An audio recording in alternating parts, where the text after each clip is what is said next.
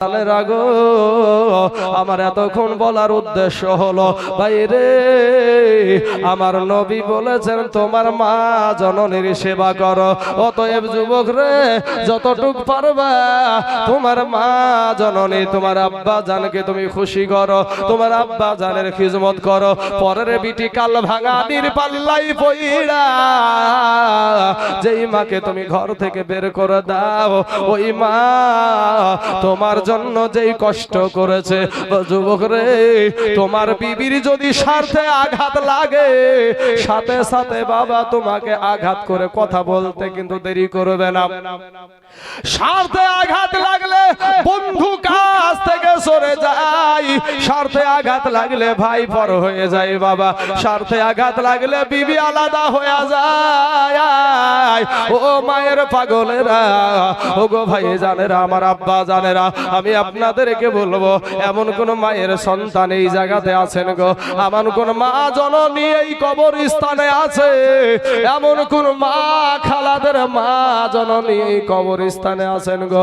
ও যুবকের আব্বা জানেরা, আপনার মা আজ কবরে শুয়ে আছে বাবা। বড় আটলান্টিক মহাসাগরে যদি একটা মানুষ পড়ে যায় সাঁতার না জানা কারণে বাবা গো, যেমনি ভাবে অসহায় সাঁতার জানে না, বড় আটলান্টিক মহাসাগরে পড়ে গেছে বাবা গো, ওই যেমনি ভাবে অসহায় কবরে যারা শুয়ে আছে গো ওরাও তেমনি ভাবে অসহায়।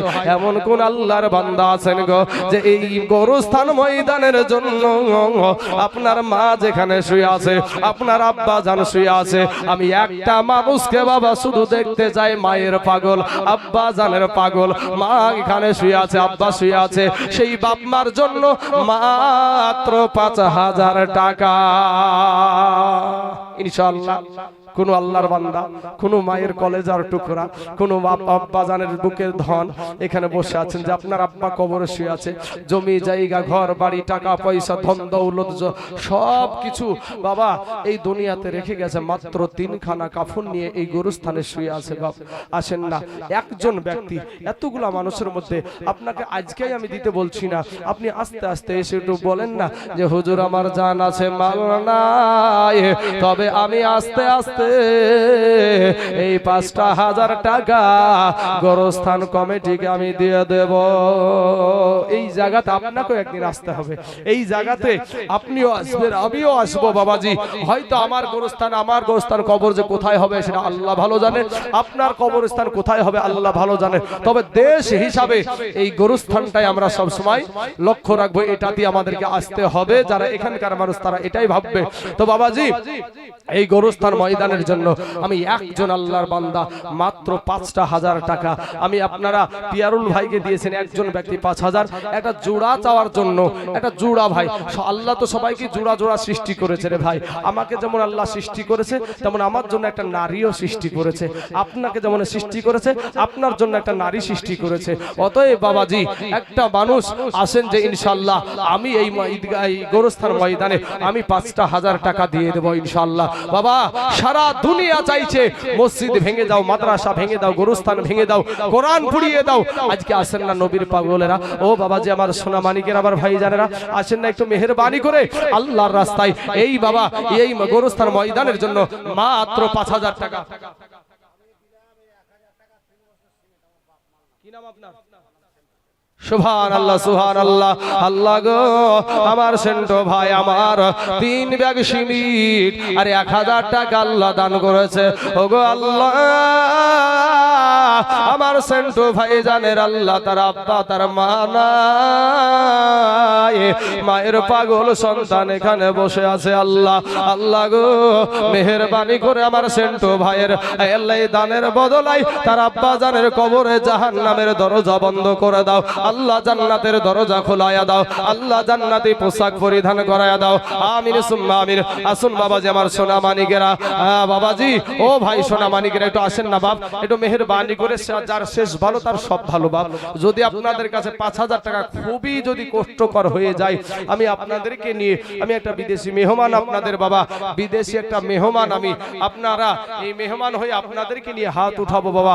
একটু যে যা পারবেন আল্লাহর রাস্তায় বাবাজি, একটা জোড়া চেয়েছিলাম এতটুকুই, কিন্তু বাপ যদি কোনো ভাই, কোনো ডাক্তার, কোনো মাস্টার, কোনো প্রফেসর, যে যতই বাবা ই হোক না কেন, যতই যাই হোক না কেন, এই ঠিকানায় একদিন না একদিন আসতেই হবে। কথা ঠিক না ঠিক গো? হ্যাঁ বাবা, যারা কোটি টাকার মালিক তারা আবার এই সব জায়গাকে ভালোবাসে না। জালসা, মিলাদ, মসজিদ, মাদ্রাসা, এই গোরস্থান, এগুলাকে মানে কত প্রাধান্য দেয় না। মানে ও ভাবে যে আমার যত টাকা আছে এই টাকাতে আমাকে ঠিক করে রাখবে, আমি মরবো না টপ করে, ঠিক আছে। কিন্তু বাবা সাদ্দাদের মতন টাকা আছে নাকি কারো বাপ? সাদ্দাদের সমান টাকা কারো নাই। নিজে জান্নাত বানায় আসলো কারুন, কত টাকার মালিক। ও বাবাজি, ফেরাউন বিশাল মস্তান, নিজেকে বলেছিল আনা রব্বুকুমুল আলা, আমি সবচাইতে বড় আল্লাহ, নাউজুবিল্লাহি মিন জালিক। এই ফেরাউনকে আল্লাহ পানি খাওয়াইতে খাওয়াইতে বুঝতে পেরেছেন, একেবারে পুটকা মাছের মতো। আমেরিকান পুঁঠির পেটগুলো দেখবেন বড় বড় হয় না, আমেরিকান পুঁঠি মাছগুলা, ওর পানি খাইতে খাইতে একেবারে পেটে যেন বাচ্চা আছে। মহিলাদের পেটে যেমন বাচ্চা আছে, যেমন ভাবে থাকা, একেবারে আর পানি খাইতে খাইতে জানে ওর পেটে বাচ্চা আছে। এই লাশকে বাবা এখন পর্যন্ত পানিতেও লাই না, মাটিতেও খাই না, পোকাতেও ছয় না, সবাই ঘৃণা করে। বিষয়টা কি? বিষয় হলো আল্লাহ এবং আল্লাহর নবীর সাথে মাস্তানি। নমরুদ বলেছিল যে আল্লাহর সাথে যুদ্ধ করব, আল্লাহর সাথে ছলিমদ্দি কলিমদ্দির সাথে, ছলিমদ্দি কলিমদ্দি থাকলে বাপ রাগ করেন না, কথার কথা বলছি বাপ। কোন ওর মতন ডেড় ব্যাটারির সাথে বাপ যুদ্ধ করতে আসবে আল্লাহ? আমার আল্লাহ সবচেয়ে নিম্নমানের একটা সৃষ্টি বাপ, মশা।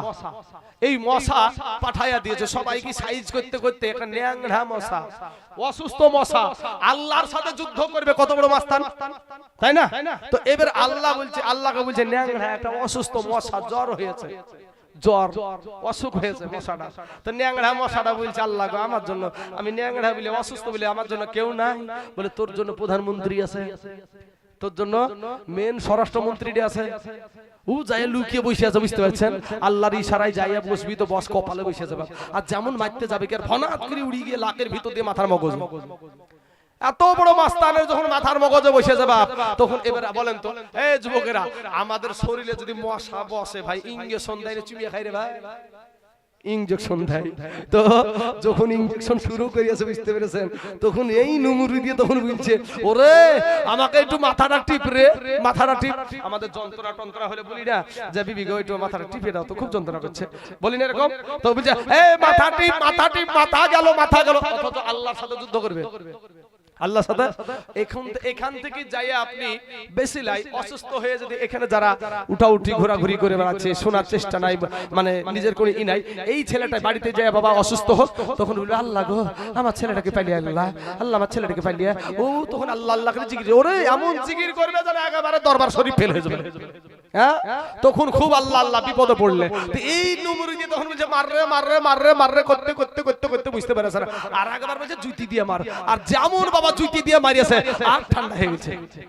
জুতিয়ার বাড়ি খুব সম্মানীয় নাকি ভাই? হ্যাঁ, জুতিয়ার বাড়ি খেয়ে বাবাজি এই নমরুদ দুনিয়া থেকে বিদায় হলো। কবি বলছেন কোটি টাকার মালিক দেখো এই অভাব হয় না দূর, আর গরিবি ঘুমায় আরাম করে মনটা বাহাদুর। ফেরাউনের লাশটা দেখো এ মিশর জাদু ঘরে, খাই না মাটি পোকা মাছি সবাই ঘৃণা করে। মিল আছে তো? এখন আপনারা বলতে পারেন কোটি টাকার মালিক, কোটি টাকার মালিক, তারা বা কিসের অভাব কিসের দুঃখ? আর মৌলভী সাহেব উল্টে ওয়াজ করছে যে ওর কোনো টেনশন নাই, হ্যাঁ ওর খুব টেনশন। কোটি টাকার মালিক দেখো অভাব হয় না দূর, গরিব ঘুমায় আরাম করে মনটা বাহাদুর। আপনি বহরমপুরের বাজারে যান, বিবিও চাকরিজীবী মিলিয়ে এলেন ভাই, একটু বুঝেন, বুঝার চেষ্টা করেন। এই বুঝা বুঝেন না, এক মঘা বাপ জীবনে কোনদিন আইনাই দেখেনি, এক মঘা জীবনে কোনদিন আয়না দেখিনি, মুখ দিয়ে আয়না দেখি, মুখের মুখখান দেখি, চেহারা চুল আছড়াই বারবার, ওই আয়না বাপ জীবনেও আয়নাই দেখেনি।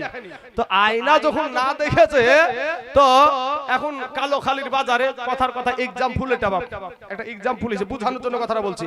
তো কালোখালীর বাজারে পাইকারি দরে আয়না বিক্রি হচ্ছে 10 টাকা বালা আয়না। এখন মঘা এই তার কাটা বুদ্ধি ছিড়া মঘা এই জীবনে আয়নাই দেখেনি, মুনিশ টুনিশ খেটে এসে 10 টাকা দিয়ে বলছে ভাই আমাকে এখন দেখি।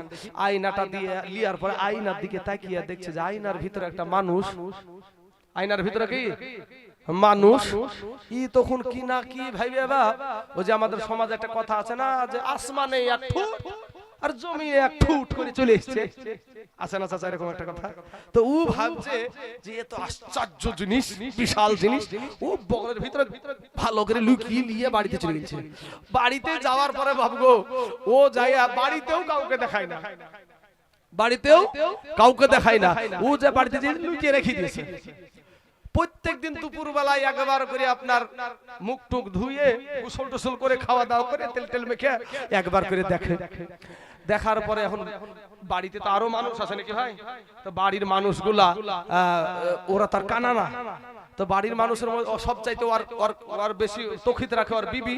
তো আর বিবি বলছে কি ব্যাপার প্রত্যেকদিন এই টাইমে ও ওখানে কি করে, আমাকে লুকিয়ে রেখে কি কাজ করে ও?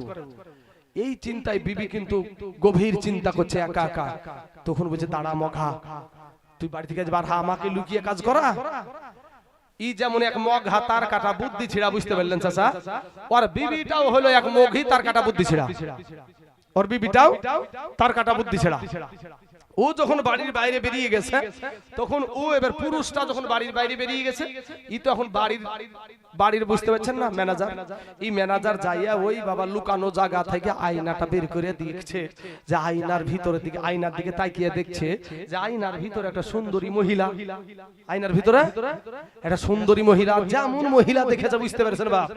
আর ওর মেজাজ গরম, এই বয়সে আবার 40-এর কুঠা পার হয়ে গেল, আর এই বয়সে কবে জানি বিটির জামাই এসে বাপ বুইলে ডাকে, আর ওই এই বয়সে দেখুন মান সম্মান তো গেল। বিটির তো আর বাবাজি মেয়েরা কিন্তু সব সহ্য করে, খুব ধৈর্যশীল, কিন্তু স্বামীর ভাগ কিন্তু দিতে চায় না, খুব হিংসা করে, কঠিন হিংসা করে দিক দিয়ে বাবা, এই দিক দিয়া কঠিন হিংসা কর। তো এই যখন আয়নার ভিতরে দেখেছে সুন্দরী মহিলা, বলে তুই এত সুন্দরী, তুই আমার স্বামীকে পটালছিস, দাঁড়া। এবার বাবা এর মেজাজ গরম করে একেবারে একই টানে শাশুড়ি মায়ের কাছে, শাশুড়ি মা বুড়ি হয়ে গেছে, বাপ বৃদ্ধ হয়ে গেছে, বুড়ি হয়ে গেছে। তো যাই বলছে মা দেখেন তো আপনার বেটার কুকর্মগুলা। তো কেন রে মা কি হয়েছে? বলে আপনার বেটা 40-এর কুঠা পার হয়ে গেল, আমার কপাল পুড়িয়ে গেছে মা, আমার কপাল পুড়িয়ে গেছে। তো কেন রে মা কি হয়েছে? বলে আপনার বেটা 40-এর কুঠা পার হয়ে গেল, কবে জানি জামাই এসে বাপ বুইলা ডাকে, আর এই বয়সে আমার মতন সুন্দরীকে রাখে ও আবার প্রেম করতে শুরু করেছে। বাবাজি মাই একটা ধমক দিল, আমার বেটার মতন সাদা সুদে বেটাই নাই, আসলে সাদা সুদে বেটা, আসলে তো সাদা সুদে বেটা। তো বলছে তখন এই তো তাগড়া জওয়ান, বুঝতে পারছেন না, 40 বছর এবারে তাগড়া জওয়ান, বুঝতে ওর শরীরে শক্তি আছে, বোমাটা শরীরে শক্তি আছে। আর এই বুড়ি মহিলা এর হাত খানকে খাপ করে ধরিয়ে বলছে চলেন আপনাকে দেখাচ্ছি প্রমাণ আপনার বেটার কুকর্মগুলা। হাত খান ধরে বড় বড় বড় বড় টানতে টানতে নিয়ে যে বাপ ওই আয়না ধরে দিয়েছে, আয়না ধরে দিয়েছে।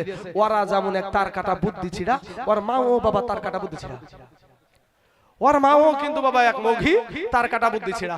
ওর মা তখন আয়নার দিকে তাকায়া দেখছে যে আয়নার ভিতরে একটা বুড়ি মহিলা, আয়নার ভিতরে একটা বুড়ি মহিলা। এই দেখে বাবা মায়ের মেজাজ গরম, আরে কি করলো রে বেটা, বেটা আবার কি করলো, এই কান্না না সেই কান্না, কানতে কানতে কেউ চুপাতে পারে না বাপ। বেটাকে খবর দেয়া হলো, বেটা আসলো, বলে মা তুমি কান্দো কেন? ও মা তুমি কাঁদছো কেন? তখন বলছে বেটা রে, ওরে বেটা ইসলাম ধর্মে 4টা বিয়ে করা যায় যাচ্ছে রে বেটা, তুই আর পালি না, এই বুড়ি কি পালি? বাবাজি বুড়িটাকে ওর মা, আচ্ছা বলেন তো এটা আইনার দোষ না ওদের বুঝার দোষ? ওদের বুঝার দোষ। এই বুঝা বুঝিয়েন না ভাই, এই বুঝা বুঝিয়েন না। কোটি টাকার মালিক দেখো অভাব হয় না দূর, গরিব ঘুমায় আরাম করে মনটা বাহাদুর। এটুকুর শুধু আমি ব্যাখ্যা দেব বাপ। আজ আপনি বহরমপুরে যান, বিবিও চাকরিজীবী, স্বামীও চাকরিজীবী। দুপুর বেলায় যারা বিবাহিত পুরুষ যাদের বিবি বাড়িতে আছে, তারা কার হাতের রান্না খাবার খাইয়েছেন বাপ? কথা বলেন না কেন গো? বিবির হাতের না? হ্যাঁ হোটেলে কি বলছেন গো? সুবহানাল্লাহ। তো যাই হোক, আমরা যে যাই বলুক না কেন, এটাই সত্য যে আমরা বিবির হাতের রান্না খাওয়া খাবার খেয়ে এসেছি নাকি? হ্যাঁ, এটাই হলো সত্য কথা। তো কিন্তু ওই আপনি বহরমপুরে যাবেন, বিশাল বিশাল বিল্ডিং, আর বিবিও চাকরি করে আর স্বামীও চাকরি করে। এই কোটি টাকার মালিক আর স্বামীটার কপালে ওর বোর হাতের রান্না করা খাবার জুটে না ভাই। ওর কপালে ওর বিবির হাতের রান্না করা খাবারটা জুটে নাই। কপাল পুরা কোটি টাকার মালিক, টাকার অভাবে নাই, কিন্তু আর বোর হাতের যে মায়া ভরা একটা রান্না, সেই রান্না করা খাবার জুটে না বাবা। কোথায় পেল খাবারটা? কোথায় পাই? তারা কি খাই না? খাই। বাড়িতে একটা চাকরানি আছে, ওই চাকরানির হাতে রান্না করা খাবার খেতে হয়। আর আমরা বাবা গরিব মানুষ, আপনারা খেটে খাওয়া মানুষ, 300 টাকা ইনকাম করেন, 200 টাকা ইনকাম করেন, এই করার পরে তারপরেও কিন্তু আপনার বিবির হাতের রান্না করা খাবার খান। কথা ঠিক না ঠিক? এমনও কিছু বিবি আছে মাঠে থেকে বাবা, স্বামী যদি গরমে আসে তো স্বামীর ঘামগুলা নিজের আপনার আঁচল দিয়ে মুছিয়ে দেয়, এরকম আছে না নাই বাবা? তবে এই বাপজিদের বয়সের মহিলারা বেশি ভালো, এই এদের বয়সের, এদের এই মহিলাগুলো মা যারা দাদির বয়সে, তারা কিন্তু খুবই ভালো। এখনকার সব বুঝতে পারছেন হাইব্রিড উঠছে। এখনকার মহিলাদের কিছু কিছু মহিলা, সব মহিলা না, কিছু কিছু মহিলার মুখে যদি বাপ জব দেওয়া যায়, আটা হয়ে বেরিয়ে যাবে। স্বামী একবার বাইরে থেকে আসবে বাবা, এই যে এখন পাটের সময়, পাটের সিজন, পাটের ভুঁই থেকে রক্ত একবার গরম হয়ে আসবে, বিবি গো এক গ্লাস পানি দাও তো। তো বলে দেখতে পাও না আমার হাতে কাজ, পতাকা বিড়ি বাঁধা শিখেছে বাবা, বিড়ি বাঁধা শিখেছে, ওই দেখো গিলাস আর ওই দেখো টিউবওয়েল, নিচে চিপিয়ে খাও। তখন এবার এই তো গরম থেকে এসেছে, বুঝতে পেরেছেন, ভরাম করে একটা দিয়ে দিয়েছে। আরে আমি এই রোদ্দে থেকে আসছি আর তুই এক গ্লাস পানি দিলি না, ভরাম করে দিয়েছে। বলছে আমার বাপ তোমাকে মারার লাগিয়ে দিয়ে পাঠাচ্ছে নাকি? হ্যাঁ, তখন এখন পুরুষ মানুষ এর রাগ বেশি, ই উঠে বলছে আমি তখন মারিছি তো তোর বাপ কি করবে? বলে আমার বাপ করবে না, আমি করব, এখন আমি যথেষ্ট। সরকার যে পাওয়ার দিয়েছে, সরকার যে পাওয়ার দিয়েছে, আমি যথেষ্ট, তুই কি করবি? মহিলা সমিতিতে যাব, লালবাগ যাব, তোমার ভিটেতে ভোট দিয়ে মুনি ছেড়ে দেব। আছে না নাই? হ্যাঁ, কিন্তু অনেক মহিলা আছে না বাপ, ইজ্জতের মালিক, সম্মানের মালিক আল্লাহ। মা অনেক মা বোন আছে, তারা সম্মানকে, ইজ্জতকে ভালোভাবে হেফাজত করে চলে। আল্লাহ যেন সেই সমস্ত মা বোনদেরকে এইরকম হেফাজত করে, সবাই বলেন আমিন। তা বাবাজি